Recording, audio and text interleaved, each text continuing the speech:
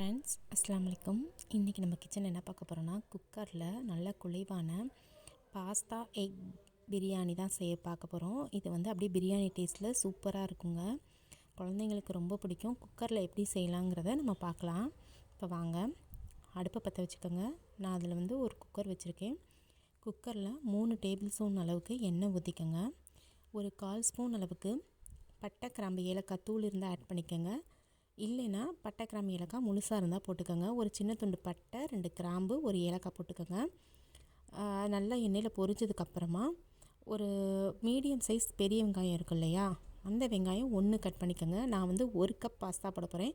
So அதுக்கு உண்டான அளவுகள் சொல்கிறேன். ஒரு மீடியம் சைஸ் பெரிய வெங்காயம் கட் பண்ணி சேர்த்துக்கோங்க. கொஞ்சமாக புதினா, கொஞ்சமாக கொத்தமல்லி தழை ஆட் பண்ணிக்கோங்க. இது எல்லாம் வந்து எண்ணெயில் நல்லா வந்து வதங்கட்டுங்க. வெங்காயம் வந்து நல்லா ஒரு ப்ரௌன் கலர் ஆகட்டும். ஸோ அந்த அளவுக்கு இதெல்லாம் நல்லா வதங்கட்டும். இது அப்படியே வந்து ஒரு பிரியாணி டேஸ்ட்டில் தாங்க இருக்கும். சூப்பராக இருக்கும்.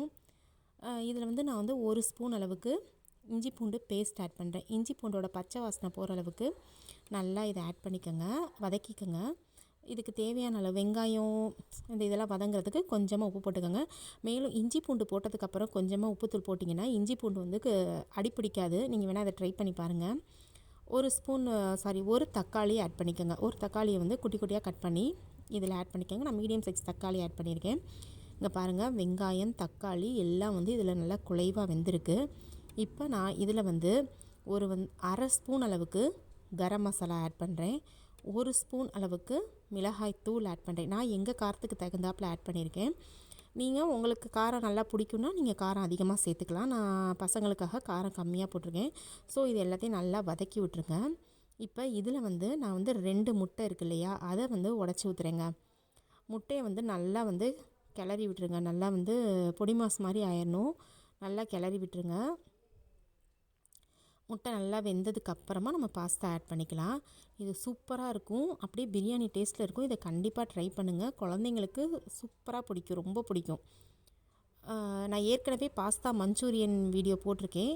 பார்க்காதவங்க கீழே டிஸ்கிரிப்ஷன் பாக்ஸில் லிங்க் தரேன், போய் செக் அவுட் பண்ணிக்கோங்க. இங்கே பாருங்கள், முட்டை எல்லாம் வந்து நல்லா வந்து இதாகிடுச்சு. அதுக்குள்ளே என் பசங்களுக்கு சண்டைன்னு சொல்லிட்டு நான் போயிட்டேங்க. அவங்கள விலக்கி விட்டு போயிட்டு வர்றதுக்குள்ளே இங்கே முட்டை ஒரு மாதிரி பிடிச்சிருச்சு. சரி பரவாயில்ல, நம்ம தானே சாப்பிட போகிறோம் அப்படின்னு சொல்லிட்டுன்னு இதில் ஆட் பண்ணிவிட்டேன். பட் நீங்கள் அப்படி இப்படின்னு எங்கிட்ட போயிடாதீங்க. 1 கப் பாஸ்தா வந்து நான் ஆட் பண்ணியிருக்கேன் இப்படியே. பட் டேஸ்ட் நல்லா தாங்க வந்துச்சு. நம்பி இதை நீங்கள் செய்யலாம்.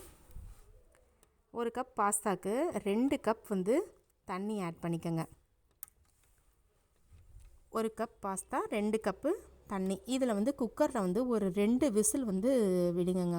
2 விசிலில் நல்லா சூப்பராக குழைவாக வெந்திருக்கும்.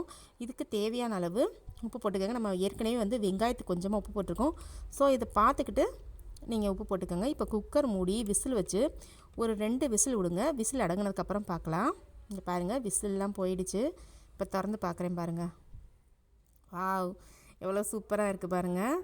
நல்லா குழைவாக அந்த கிரேவி பதத்தில் இந்த மாதிரி சாப்பிடும்போது உங்களுக்கு வந்து பாஸ்தா வந்து ரொம்ப டேஸ்ட்டாக இருக்குங்க.